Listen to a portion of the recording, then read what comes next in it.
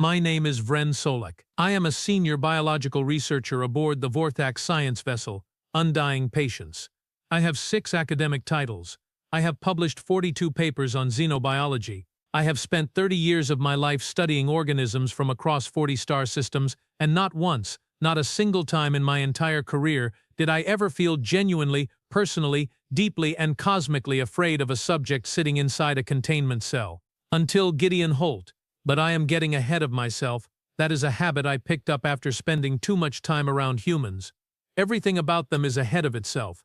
Every single thing they do arrives before it was invited, before I explain what happened with the clone, before I explain what Unit 1 became, before I explain why Commander Droon Varric had to be physically restrained from pressing the self-destruct sequence on a 3 billion credit research station, I need to explain how we got there. I need to start at the beginning. And the beginning, like all terrible things in my life, started with Mala. Vren, said Mala, leaning over my workstation with that specific expression she wears when she has done something either brilliant or catastrophically stupid. I caught one. I did not look up from my data scroll. One. What? A human. I looked up. Mala Dean is my research partner. She has been my research partner for 11 years. In that time she has spilled acidic solvent on my personal reading device, accidentally scheduled 2 separate expeditions to the same moon on the same day, and once, memorably, convinced me to taste a plant sample that turned out to be mildly hallucinogenic. So when I say that the expression on her face in that moment, the gleaming, wide-eyed, absolutely thrilled expression of someone who has just done something enormous, when I say that expression made my secondary stomach drop straight through the floor of the ship, I want you to understand that I had good historical reason for the reaction. Where, I said carefully, did you catch a human? Sector 9. The outer belt. He was floating in a survival pod. She pulled up the containment feed on my screen completely without asking, because Mala does nothing without inviting herself. He had been out there for what looks like 6 of their standard days, on nothing but emergency rations and something they call, and I am translating this as accurately as I can, coffee. I stared at the screen. The human inside Containment Cell 4 was sitting cross-legged on the floor. He was not panicking. He was not screaming. He was not pressing himself against the far wall the way our last 4 human encounters had done. He was sitting, perfectly still, with his eyes half closed, and he appeared to be, of all possible things, sleeping. He has been in there for 2 hours, said Mala. He has not asked questions. He has not tried to communicate. He has not done anything. He is sleeping, I said. He is sleeping, Mala confirmed, with the reverent tone of someone watching something holy. In a containment cell. In our containment cell. Yes. I leaned closer to the screen. The human was, by the standards of the species, an adult male, broad-framed, dark-haired, with several days of facial growth, a scar along his left jaw that had healed improperly, which told me either that he had received it before he had access to medical treatment, or that he had received it and refused medical treatment, which was the sort of detail that I would only fully appreciate later. He wore the remnants of what had once been a military-grade pressure suit, stripped down to the base layer. He was approximately 32 of their years old, based on cellular markers. And he was, without any question, sleeping. What is his designation? I asked. Mala tapped her pad. His identification tag says Sergeant First Class Gideon Holt, Independent Frontier Corps, Survey Division. She paused. The Survey Division, Vren. They send humans out alone into uncharted space to look around and take notes. Alone. Alone. I looked at the human again. He shifted slightly in his sleep, pulled his knees up and resettled himself against the wall with the practiced ease of someone who had slept in worse places than this and intended to do so again. Mala, I said. Yes? Why did you bring a human onto my ship? Our ship. Why did you bring a human onto our ship? Because, she said with a smile that I have genuinely grown to fear over 11 years, he is the most perfectly healthy adult specimen of Homo sapiens that the Vorthak Biological Institute has had access to in 6 years. He has 0 synthetic modifications. His cellular structure is textbook. His gene markers are extraordinarily clean. And Vren, she tapped the screen, look at his baseline cortisol readings. I looked. The cortisol readings were the numbers that would in any other member of his species in this situation be running at 3 to 4 times normal. High stress, high fear, high survival response. His were by every measure completely, serenely, almost offensively normal. He is not stressed, I said. He woke up. He looked around the cell. He nodded. like someone confirming a suspicion, and then he went back to sleep. Mala spread her hands. He is not stressed, Vren. He is making peace with the situation and resting his body because his body is a tool he takes care of. I sat back in my chair. Now I need to pause here and explain something important for context. The Vorthak Biological Institute had been attempting for approximately 20 years to develop a viable human clone template. The reasons for this are officially, purely scientific. The Institute wanted to study human physiological adaptability, stress responses, and cellular regeneration in a controlled environment. Officially, what the Institute actually wanted, and what Commander Drun Varek had been pushing for since he took command of this vessel 3 years ago, was a controllable human. A human that could be sent into hostile environments, used in first contact scenarios, deployed in situations where our own biology was a liability, without any of the unpredictable factors that came with using an actual, living, thinking, opinionated human being. Drun wanted a human on a leash. The problem was the template.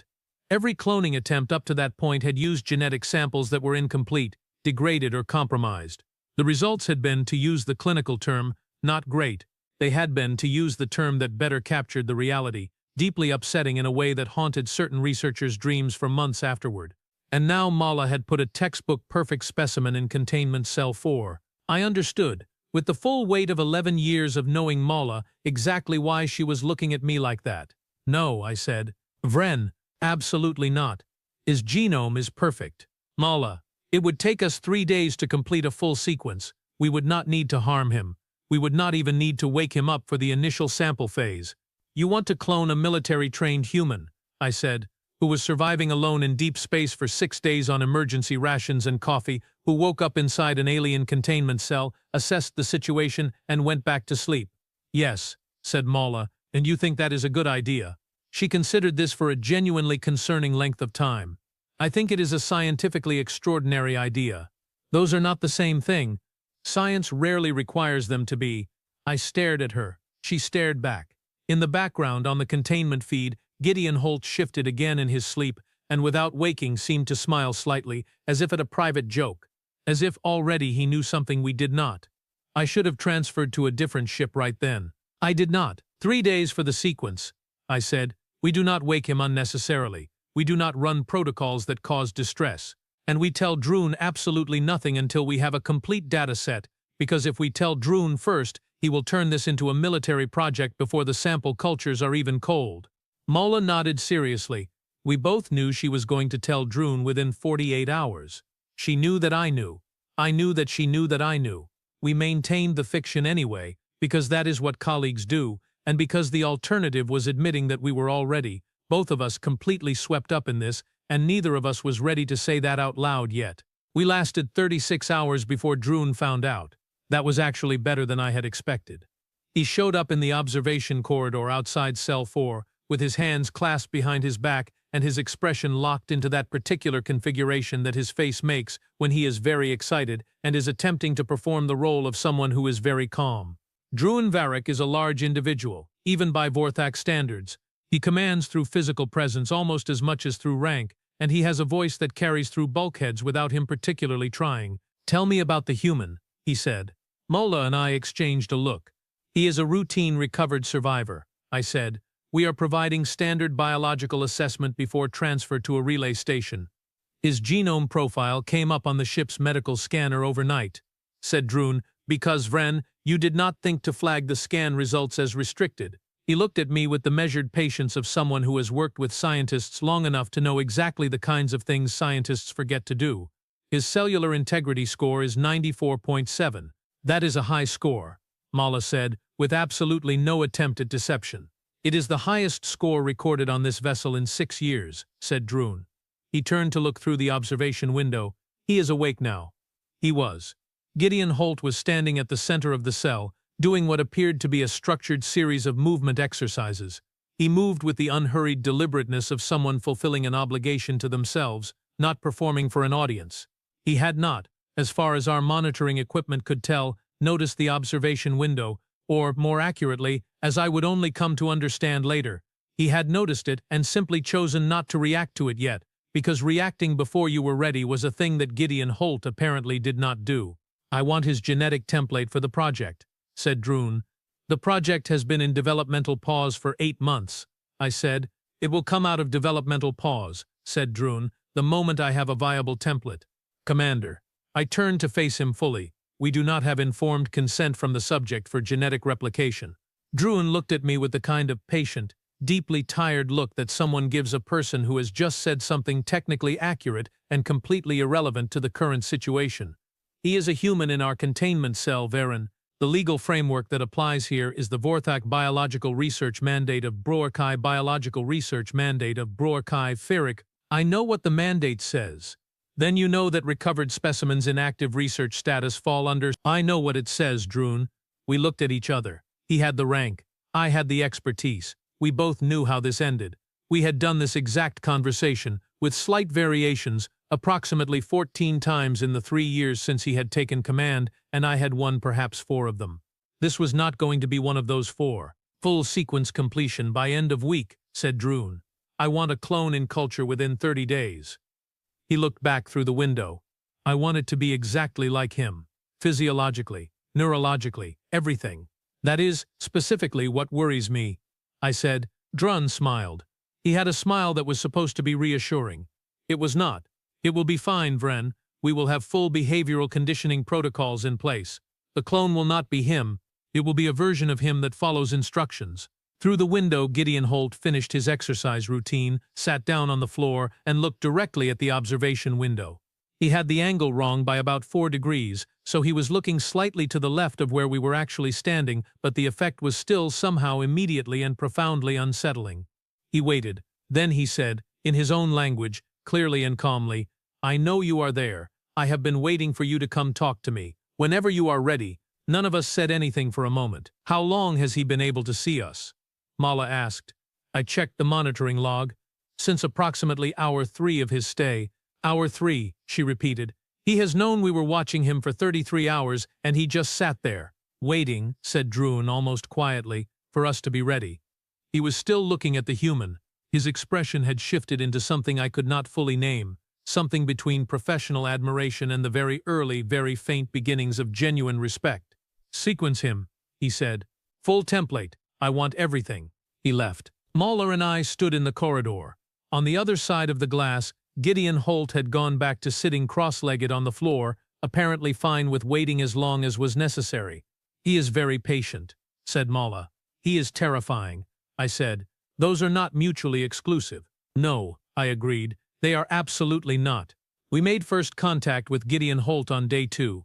I will be honest, I volunteered to conduct the interview myself, partly because I was the senior xenobiologist, and it was my responsibility, and partly because I was, despite every rational argument I had made to Mala and to myself, entirely and somewhat embarrassingly fascinated by this person. I had reviewed his military records, or what we could access of them, 12 years of service, 7 deployments to contested frontier zones, survey missions in 3 separate uncharted star systems, a list of commendations that was either impressive or alarming, depending on how you felt about an individual who voluntarily kept going back to situations most organisms would have retired from after the first one. I entered the cell with a portable translation unit and a tray of what our nutritional database had identified as compatible food options for his species. I set the tray down. I sat in the chair across from him. He watched me with the alert, assessing calm of something that had survived long enough to know the difference between a threat and a curiosity. I said through the translator, My name is Vren Solak. I am a biological researcher. You are aboard a Vorthak science vessel. You are not in immediate danger. He listened to the translation. Then he said, Vren, okay, I'm Gideon. He looked at the food tray. Is that for me? Yes. He picked up something from the tray and examined it briefly. Then he ate it with the complete absence of hesitation that I would come to recognize as characteristic of him. He did not ask what it was. He did not ask if it was safe. He had, I would later determine, already made a calculated decision that if we wanted to harm him, we had had 2 days to do so and had not bothered, which meant the food was probably fine. His reasoning was both logical and horrifying. How long have I been here? He asked. 2 of your standard days.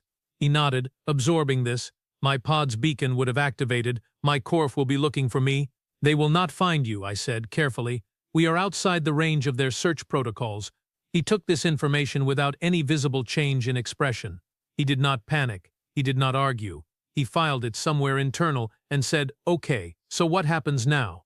"We would like to conduct a biological assessment," I said, "with your cooperation.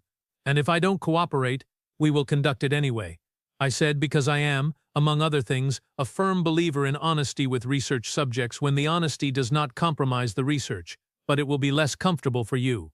He smiled at that, just slightly, just at the corners. I appreciate the straight answer. He leaned back against the wall. "What kind of assessment? Cellular sampling, neural mapping, genetic sequencing. You want to sequence my genome?" "Yes." "Why?" And there it was. The one question I had been hoping, with full knowledge that the hope was completely unrealistic, that he would not ask. I looked at him. He looked at me. He had the patient, slightly knowing expression of someone who already suspected the answer and was giving me the professional courtesy of letting me say it first. "We are researching human biology," I said, "for scientific purposes." The slight smile again. "That's a very careful way to say something." "It is," I agreed. He was quiet for a moment. "You are going to clone me," he said. It was not a question. The silence that followed was approximately 3 seconds long and felt considerably longer. "What makes you say that?" I asked. "Because you collected me specifically. Because you mentioned genome sequencing before neural mapping, which means the genetic material is the priority. Because you are a research vessel and not a military one. And because," he tilted his head slightly, "you look exactly like someone who is hoping I won't figure something out." I did not say anything. He did.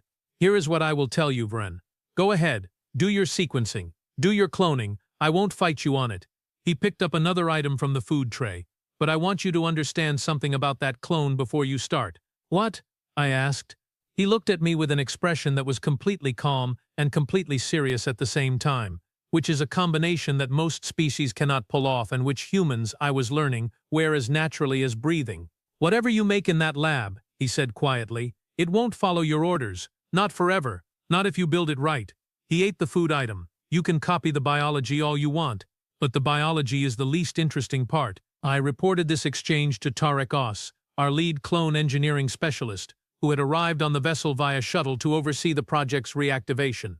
Tarek was brilliant, deeply focused, and had the particular quality of someone who had been working on a single problem for so long that he had become both the world's greatest expert on it and slightly blind to certain aspects of it. He listened to my account of the conversation, reviewed the transcript, and said, "He is attempting psychological leverage. He wants us to doubt the project so that we will release him." "He did not ask to be released," I said. "He is planting the seed," said Tarek. "It is a manipulation."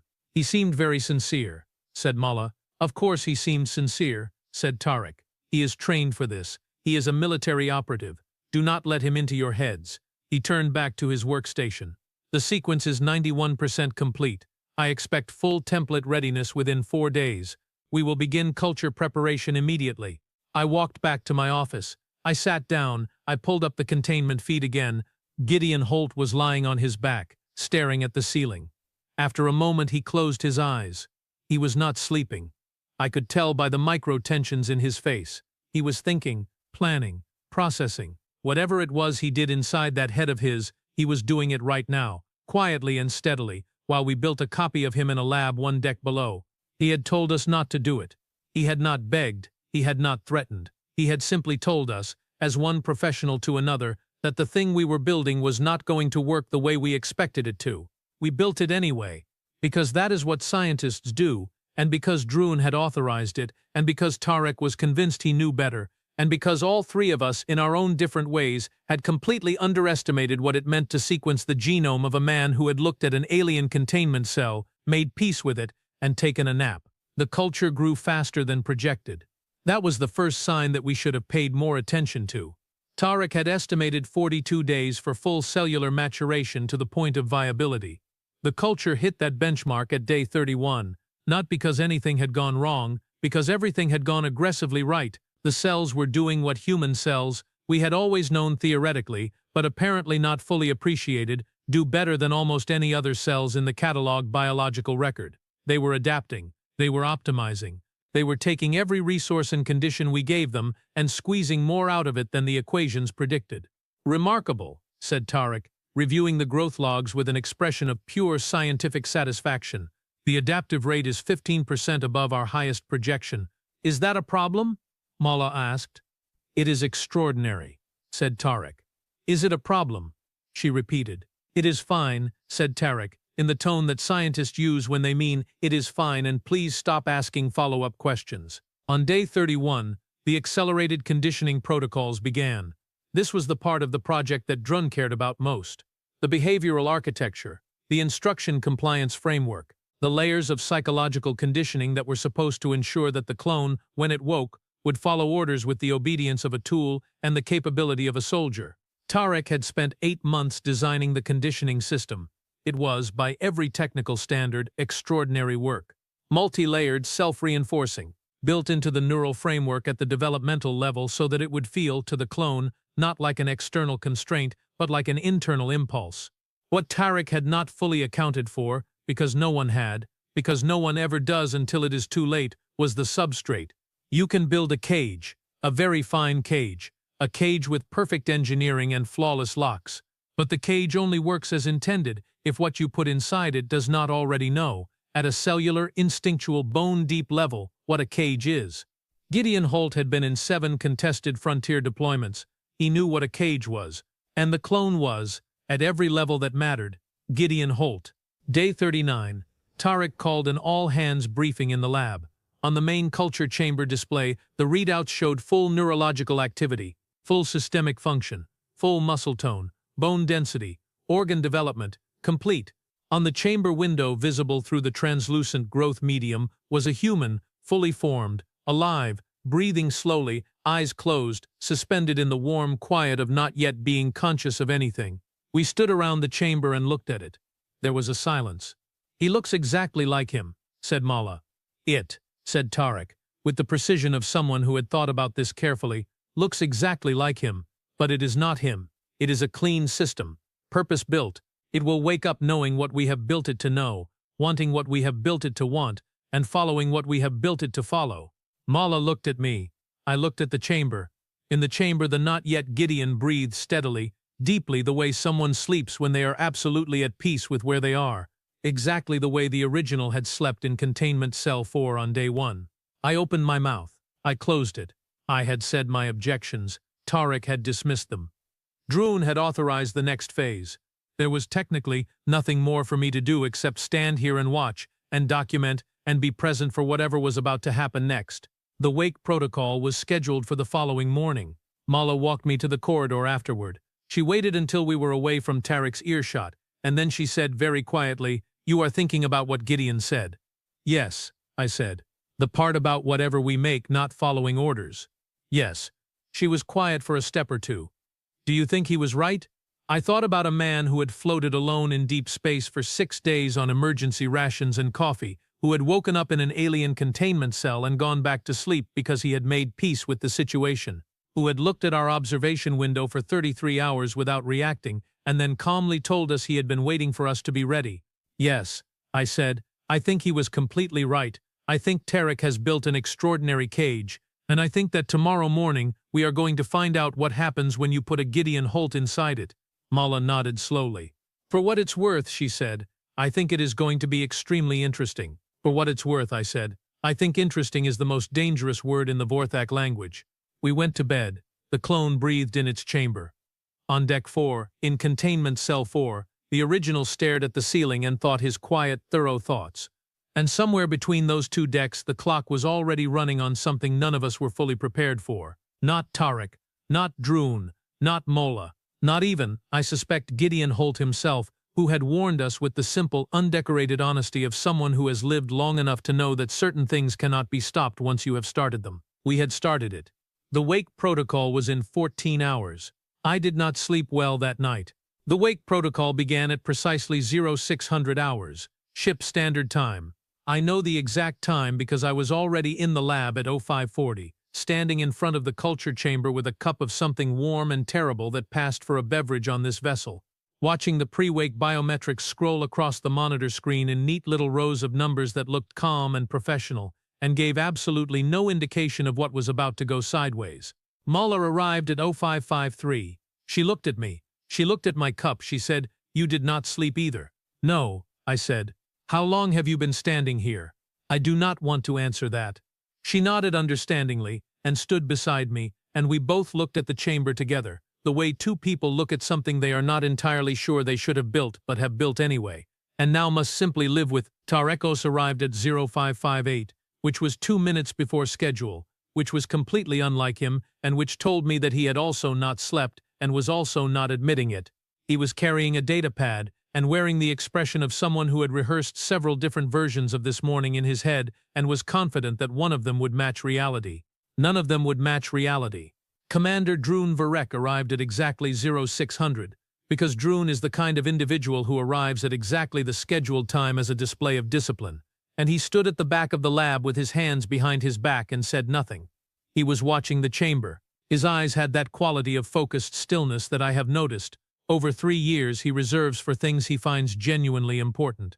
Tarek initiated the wake sequence. The process was, in purely technical terms, elegant. The growth medium was gradually replaced with oxygenated fluid, then with air. The temperature was adjusted in precise increments. The neural stimulation protocol engaged, layer by layer, feeding the clone the behavioral architecture that Tarek had spent 8 months building, the conditioning, the compliance framework, the carefully engineered sense of purpose and direction. On the biometric display, the clone's readings shifted from dormancy to activity, heart rate climbing steadily, brain activity increasing through the standard stages of emerging consciousness, cortisol levels, the stress hormone, elevating gently as awareness began to form. Everything nominal, Tarek reported, watching his data pad. Neural architecture accepting conditioning sequences. Behavioral framework is integrating at projected rates. Cortisol elevation is within normal wake response parameters. What are the numbers? I asked. Tarek read them out. I looked at the cortisol numbers. I looked at Mala. Mala looked at the cortisol numbers. The cortisol numbers were, by every measure, completely, serenely, almost offensively normal. Tarek, I said. The wake response is nominal, he said without looking up from his pad. His cortisol is at resting baseline. That is within the acceptable range for Tarek. I turned to face him. He is waking up for the first time. He has never been conscious before. He is experiencing awareness for the first time in his existence.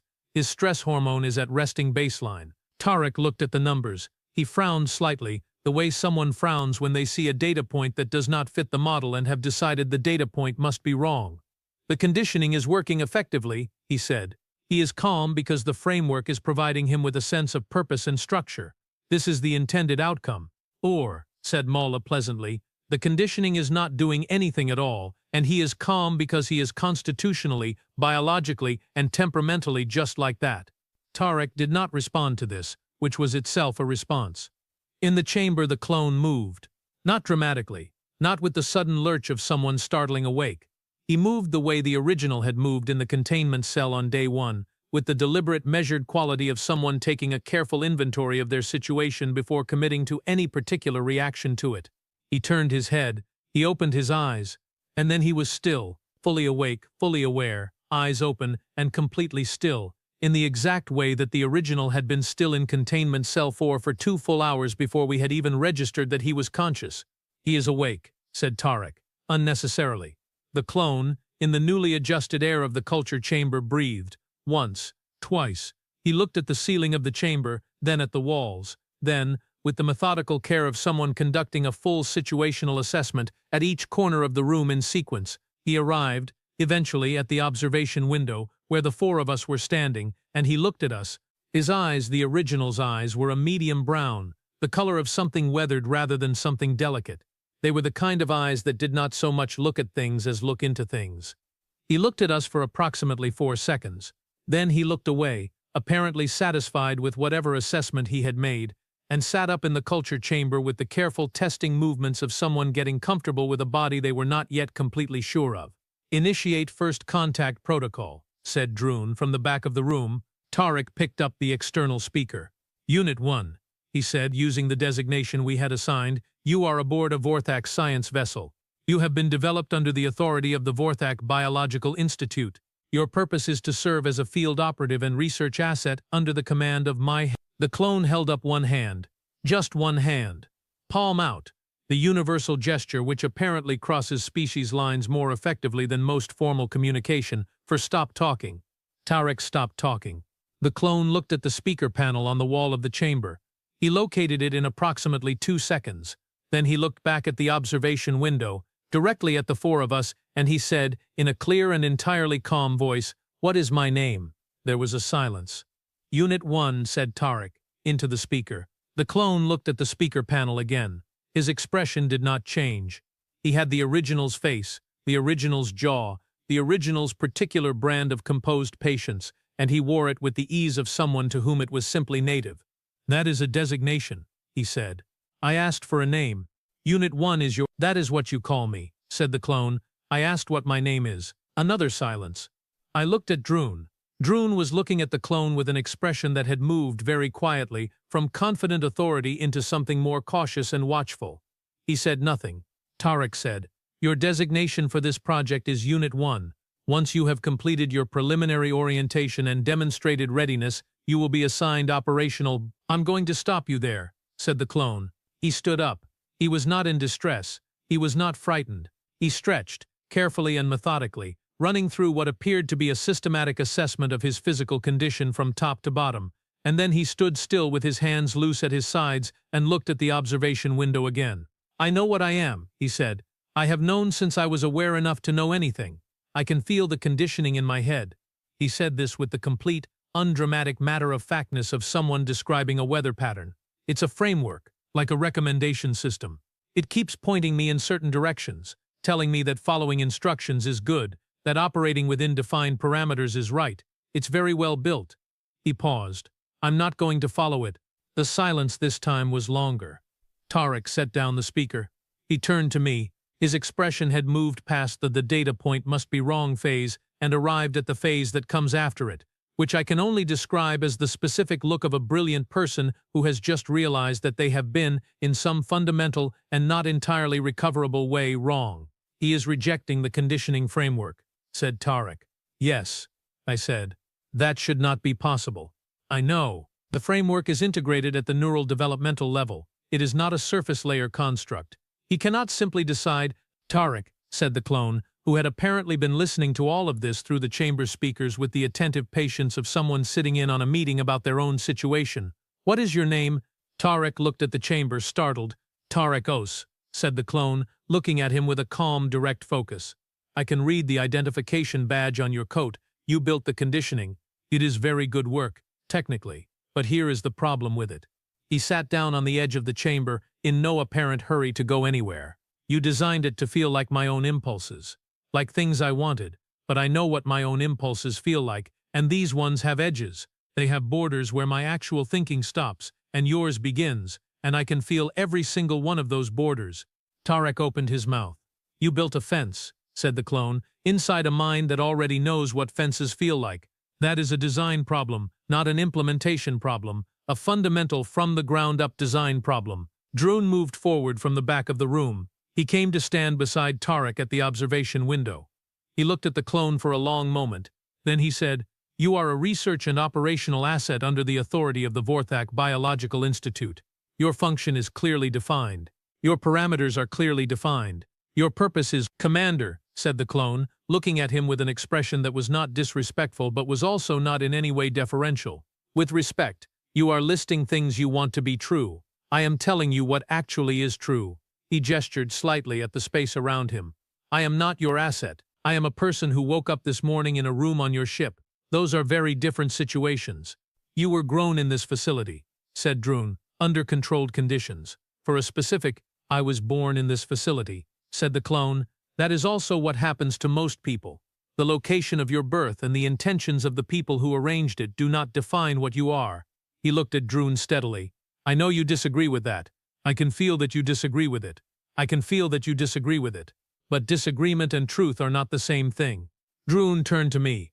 He was managing his expression very carefully, the way he does when he is genuinely rattled and is working very hard not to show it. "Vren," he said, with a quietness that was somehow more alarming than his full command voice, "explain to me why this is happening." "Because," I said, looking at the clone and feeling, somewhere below conscious thought, the very first stirring of something that I could only call admiration. "We built him exactly right. We followed the template exactly. The template is Gideon Holt. And Gideon Holt, at a cellular, neural, and psychological level, is a person who does not follow instructions that he has not decided are worth following. We did not clone a compliant soldier. We cloned a person who is genuinely, constitutionally, biologically incapable of being caged. The conditioning was supposed to prevent exactly this, said Droon. The conditioning was always going to fail, I said. Gideon told us it was going to fail. 39 days ago, sitting in containment cell 4, eating food off a tray, he told us that you cannot copy the biology and expect it to behave differently than the original because the biology is not the cage. The biology is the thing that breaks cages. I paused. I thought it was a manipulation at the time. You thought, said Droon. I was wrong, I said, which is a sentence I do not enjoy saying and was finding in this particular moment even less enjoyable than usual, because the weight of it included 39 days of watching this project move forward while knowing, somewhere I had not fully admitted, exactly where it was heading. Droon looked at the clone one more time.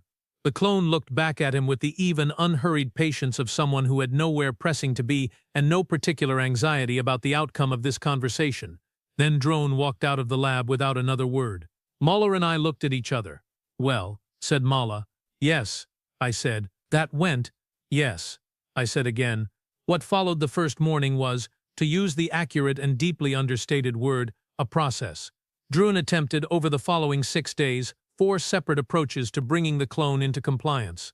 The first was authority, formal orders delivered through the ship's command channel, with the full weight of Droon's rank and the Institute's legal mandate.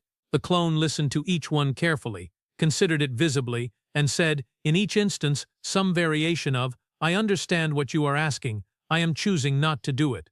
The second approach was incentive. Droon offered improved quarters, expanded access to the ship's facilities, and what he described as a pathway to formal recognition as an independent agent contingent on demonstrated cooperation. The clone said, I appreciate the offer. I am choosing not to cooperate in exchange for things I could simply take. This second response alarmed several members of the crew considerably more than the first because of the word take. It was not a threat. It was not said with any particular emphasis. It was said the way someone says I could walk when offered a vehicle, as a simple statement of capability and preference. But it landed, as Gideon Holt's observations had a habit of landing, with a weight disproportionate to its delivery. The third approach was me. Droon called me into his office and told me to establish a relationship with the clone and use that relationship to encourage cooperation. I want to be clear about how I felt in that moment. I felt the specific, thoroughly unpleasant combination of being asked to do something I found professionally distasteful and being unable to argue against it because the alternative, which was Droon moving to approach 4, which I strongly suspected involved physical containment protocols that I was not prepared to authorize, was considerably worse.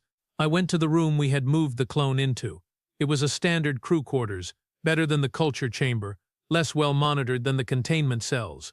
The clone was sitting at the room's small desk, reading. He had found, somehow, access to the ship's general information library and was working through it with methodical focus. Vren, he said without looking up, which was a thing the original also did when he heard someone enter a room and had already identified them and determined they were not a threat. Hello, I said. I sat down on the edge of the bunk. He kept reading for another moment, finished whatever section he was on, and then turned in his chair to face me. He looked, for just a moment, young, and then the moment passed and he looked the way the original looked, which was the age that the original was, which was old enough to have survived things that aged a person. Droon sent you, he said. Yes, I said. He wants you to talk me into cooperating. Yes. Are you going to try to do that? I looked at him.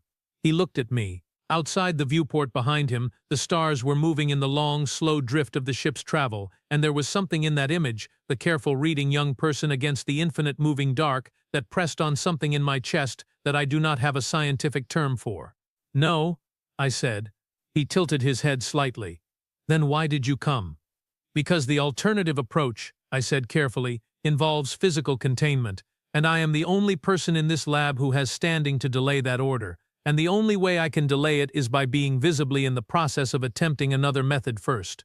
I paused. I thought you should know that, so you can factor it into your own planning. He was quiet for a moment. Then he said, You told me the truth when you first came to my cell, about the cloning. I told you what I was authorized to tell you and implied the rest. That is still more than most people do. He looked at the desk for a moment, then back at me. What is his name? The original. The one you took the template from. Gideon Holt, I said. Is he still on the ship? Yes, Deck 4. Something moved in his expression. Not surprise, more like the confirmation of a thing he had already considered as a possibility and was now integrating as a fact. He is patient, said the clone. How would you know that? I asked. Because I am him, said the clone, simply. And I have been patient.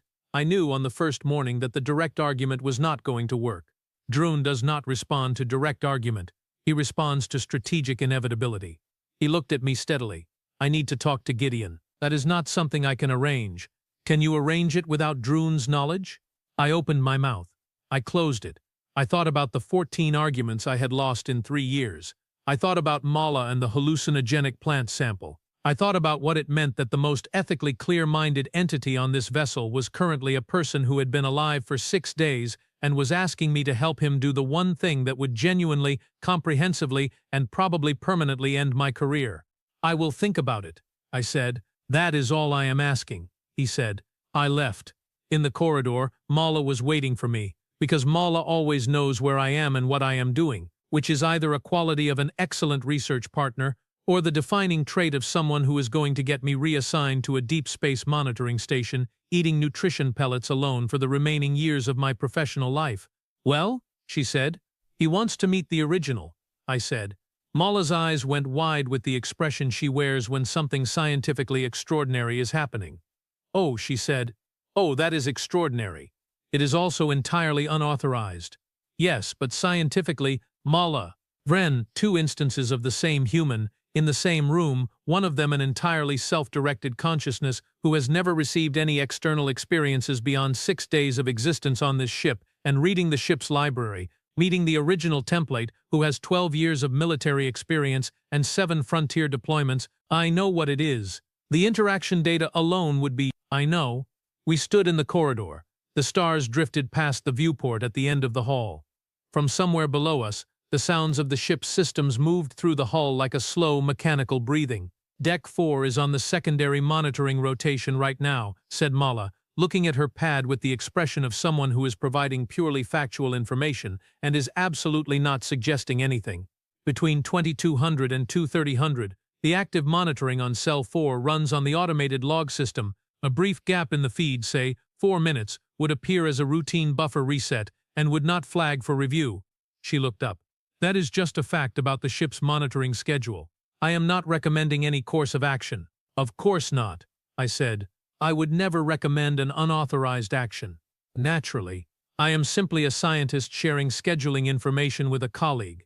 Thank you, I said, for the information. You are very welcome, said Mala.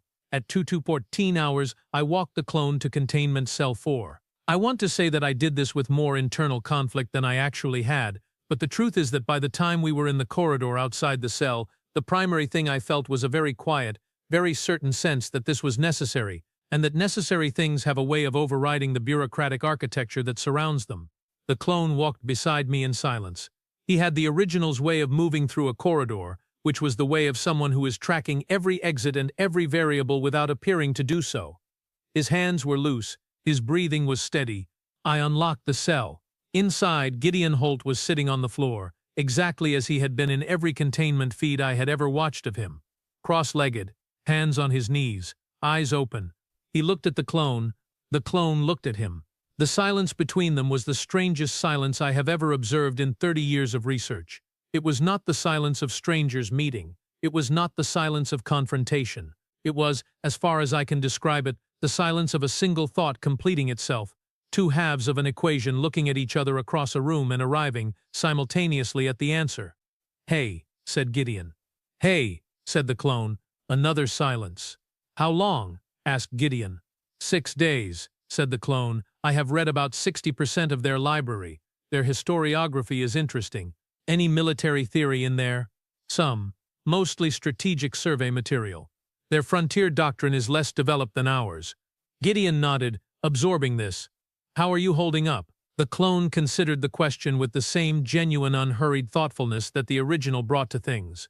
I'm fine. The commander is attempting to gain compliance through escalating incentive and pressure cycles. I have been letting it run its course. How much longer before he moves to physical options?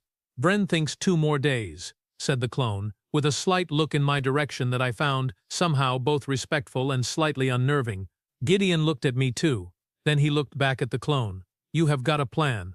"I have got the beginning of one," said the clone. "I needed to talk to you first." "About what?" "About whether you want out." The silence this time was different, focused. Gideon looked at the clone with the measuring attention of someone reviewing a strategic proposal. "What's the play?" "Their communications relay on Deck 7 requires a manual authorization code for emergency beacon transmission." I read the technical manual in the ship's library. The code rotates on a 17-day cycle. I know the current cycle's logic from reading their maintenance logs. The clone said all of this with the calm clarity of someone describing a route they have already walked. "I can transmit a location beacon to the Frontier Corps search grid. If your pod's beacon was logged, they will have an active search case. The signal will reach them in approximately 48 hours. He paused. "The relay room has a 2-person lock. I cannot do it alone." Gideon was quiet for a moment. Then he said, "What about you? If they respond to the beacon, they are coming for me. You are a clone. You are not on any manifest." "I know," said the clone. "So what happens to you?" Another pause. Longer this time. The clone looked at Gideon with an expression that I recognized, because I had seen it on the original's face, the expression of someone who has done the full accounting of a situation and arrived at a position they are at peace with, even if the position is not comfortable. "That depends on who comes," said the clone, "and what they decide. I'm not going to spend my life running contingencies on things I can't control yet." He met Gideon's eyes. "I just need to know if you are in." Gideon looked at him for a long moment. Something moved in his expression that I could not fully name, the way certain things between people move too quickly and too deeply for outside observers to fully read. Then he said, "Yeah, I'm in." I should have said no. I should have walked them both back to their respective cells, filed a report, accepted the professional consequences of having allowed this meeting, and gone to bed. I should have done the sensible, authorized, career-preserving thing. I said, "The relay room's secondary entrance is currently unmanned on the 3rd shift. I can provide you the access corridor route." Both of them looked at me.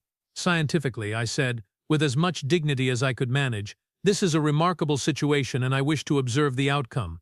Gideon smiled, not the small corner-of-the-mouth version, a full smile. It was the first one I had seen from him in 40 days, and it was, objectively, a fairly devastating thing to be on the receiving end of, even for someone of my species. "Varen," he said, "you are a good person." "I am a scientist who has made a series of increasingly questionable decisions." I said, "Let us go before I come to my senses." We reached the relay room at 2239.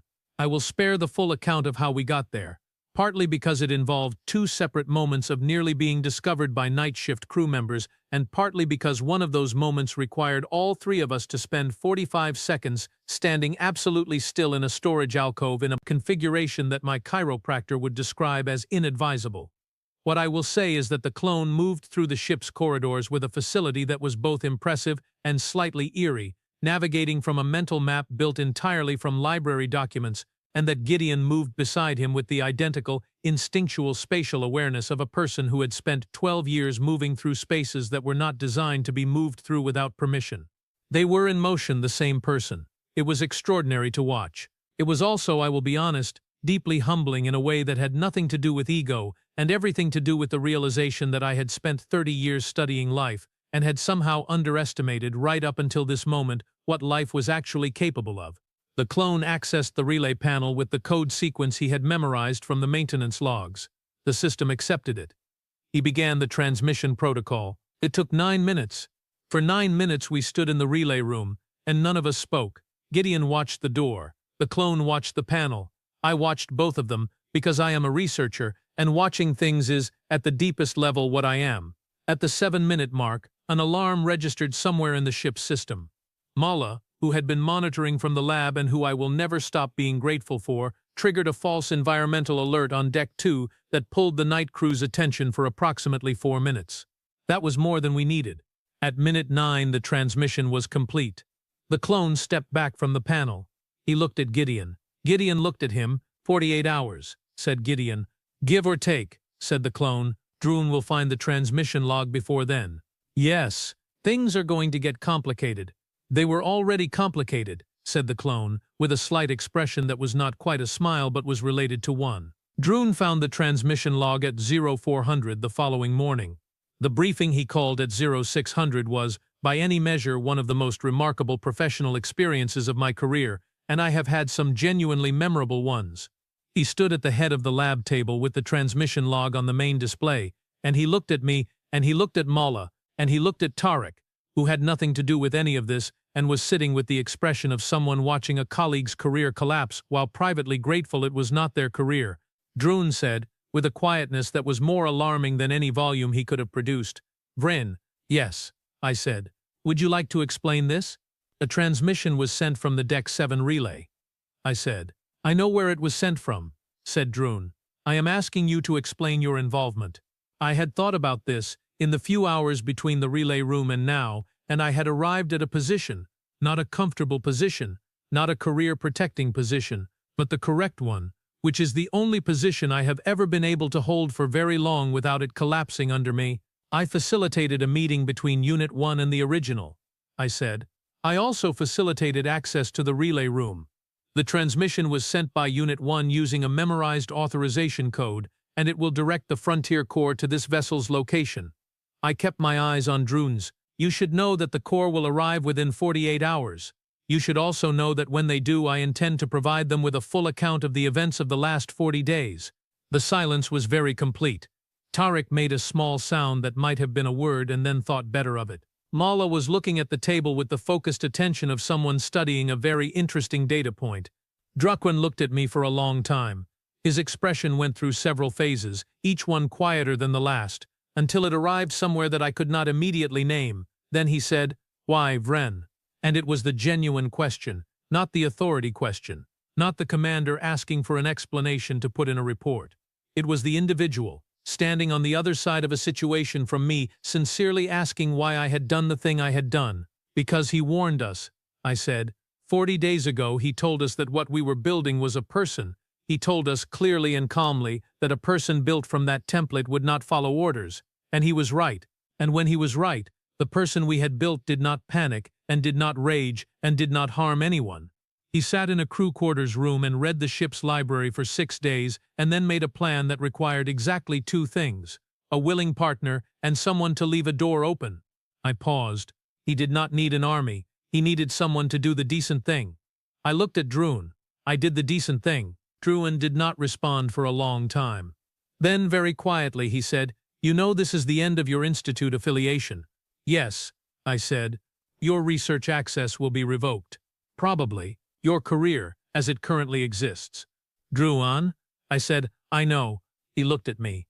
Something shifted in his expression, the long, slow shift of a very proud person accepting something they have already known for some time but have not yet put into language. "The clone," he said. "What do you recommend we do with the clone when the Corps arrives?"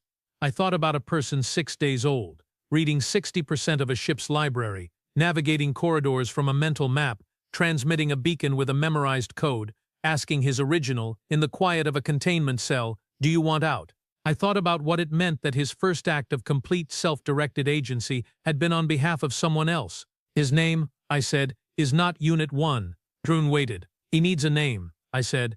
"Before the Corps arrives, he needs to be on a manifest.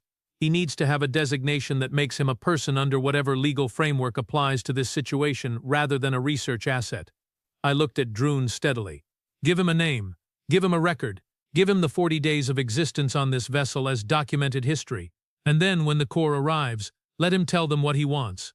Droon was quiet for a very long moment. Then he said to the room in general, "Get me the registration protocols." Tariq, Mala, and I all looked at each other. Tariq looked as if several of his fundamental assumptions about how this day was going to go were being revised in real time. Mala looked as if this was the most interesting morning she had experienced in 11 years, which, given 11 years of working with Mala, was saying something considerable. The Frontier Corps arrived in 39 hours, slightly ahead of schedule, which was the sort of thing that happens when a sergeant first class of the survey division goes 6 days missing in deep space, and the people looking for him have a strong opinion about acceptable timelines for their people being unaccounted for. The lead officer was a commander named Petra Voss. She was compact, direct, and had the specific quality of a person who had done this before and was reserving full judgment until she had complete information. She came aboard with a 4-person team and spent the first 30 minutes with Gideon in private before she spoke to anyone else. Then she came to the lab. She looked at the registered record on the table in front of her. She looked at me. She looked at Droon. She said, "Where is he?" I brought him in. He stood at the center of the lab, and Petra Voss looked at him with the kind of measuring, thorough attention that very good officers give to situations they need to fully understand before they form any opinion about them. He looked back at her with the original's calm, direct patience. "The record says your name is Calder," she said, using the name Droon had registered him under, which had been my suggestion. Calder, a word from an old Earth language meaning rough water. I had thought it was apt. "Yes," he said. "And you were grown aboard this vessel?" "Yes. From the template of my soldier." "Yes." She was quiet for a moment. "Are you him?" He considered the question with genuine care. "I am made of what he is made of," he said. "I have never had the experiences he has had. I am not him, but I am not him either." He held her gaze. "I am Calder. That is the most accurate thing I can tell you." Petra Voss looked at him for a long time. Then she said, "Gideon says you built the plan to get the beacon out." "Yes." "He says you did it to help him, not yourself." "He needed out," said Calder. "I had the information to make that happen." "What do you want?" she asked, with the directness of someone who does not have patience for long detours to simple answers. He thought about it. Not for performance, not to seem deliberate. The way the original thought about things, genuinely, fully, with actual attention.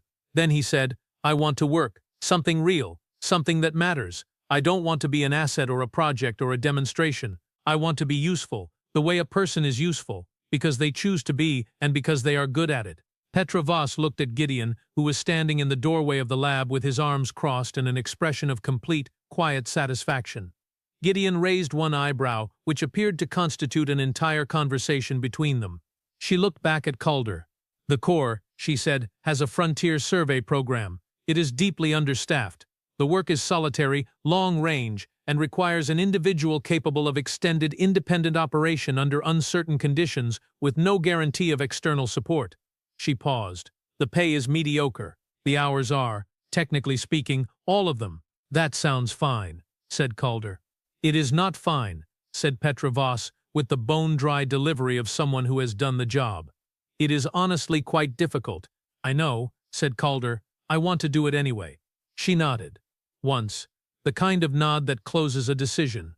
Then she turned to Droon, and the expression on her face shifted into the considerably less warm register that she had been maintaining in reserve for this part of the conversation, and she said, with a precision that reminded me of a very well-constructed formal complaint, "We will need to discuss what has happened on this vessel over the past 40 days, at length, through official channels." She looked at me. "I am told that Dr. Vren Solek provided material cooperation that enabled the safe resolution of this situation." "That is accurate," said Droon, "and I want to be clear that he said it without apparent difficulty, which I will give him full credit for." "Then Dr. Solak's cooperation will be noted in the official record," said Petra Voss, "as a mitigating factor in whatever review process follows." She picked up Calder's registration document and folded it into her jacket, which I understood to mean that the discussion about Calder's status as a person rather than a research asset was now closed, in the way that things become closed when a Frontier Corps commander decides they are closed. They left the following morning. All of them. Gideon, Calder, Petra Voss, the 4-person team. They left on the Corps ship which was called the Forthright Argument, which I thought was a magnificent name for a ship and told Petra Voss so, and she told me that she had named it herself after an incident with a superior officer that she declined to elaborate on further. Gideon said goodbye to me at the docking port. He shook my hand, which is a human gesture I had read about and which felt in that moment exactly as significant as the literature described it being. "Thank you," he said. "For what specifically?" I asked. "For not being a person who lets the bureaucracy make the decision when the decision is clearly yours to make." He held my eyes for a moment. "Not everyone can do that." "It cost me somewhat," I said. "It usually does," said Gideon. He let go of my hand. "That's how you know it was worth it." Calder was the last one through the dock. He stopped beside me and looked at me with the original's eyes and the original's calm, and he was 6 days older than he had been when he first opened those eyes in the culture chamber and looked at the 4 of us through the observation window, and he was also, in some way I still do not have a scientific vocabulary for, already entirely himself. "Calder," I said. "Vren," he said. "Take care of yourself." "I will," he said, "you should also take care of yourself. You are going to have a very complicated few months." "I know," I said. "It will be worth it," he said, which was exactly what Gideon had said, word for word, with the same certainty, because they were the same person made of the same material, and some things, the deep things, the things that survive every attempt to cage or copy or condition them away, those things pass through unchanged. He walked through the dock. The door sealed behind him. I stood in the empty docking port of the Undying Patience and looked at the closed door for a while. Then I went back to my office, sat down, and began writing this account, not for the Institute, not for Drone, for the record, for anyone, of any species, whoever stands in a lab in front of a culture chamber and thinks, with the confident optimism of someone who has not yet fully understood what they are working with, "I have engineered something that will follow my instructions." You have not. You have not built a compliant tool. You have not built a controllable asset. You have not built anything that will stay inside the cage you designed. However well engineered that cage is, however many layers of conditioning you have woven into the framework, what you have built, if you have done it right, is a person. And a person, as Calder told Tarek on the very first morning of his life with a clarity and a patience that neither of them had earned through experience, but that one of them carried anyway, will always find the borders of the fence. Will always know, at the bone-deep level of everything they are, what a cage feels like from the inside, and will always, in the end, choose the open door. If you give them one, that is all it takes, really. Someone leaving a door open. That is the part that took me 40 days and a destroyed career to learn, and that Gideon Holt knew before he had finished the first cup of coffee in Containment Cell 4, and that Calder knew on the morning he opened his eyes for the very first time. It is the simplest truth about the most complicated species I have ever studied, and I have studied 43 of them now, and not one of the other 42 has ever made me feel, the way this one does, like the universe built something it did not fully plan for, and then just let it loose anyway, to see what would happen. Whatever is happening out there in the frontier survey grids, wherever Calder and Gideon Holt are moving through the uncharted dark with their matching patience and their separate histories and their shared extraordinary, completely uncageable natures, I hope it is going very well. I genuinely, sincerely do. And I am keeping my communications channel open, just in case. And that is really what this whole story was about. When you build something right, you cannot control it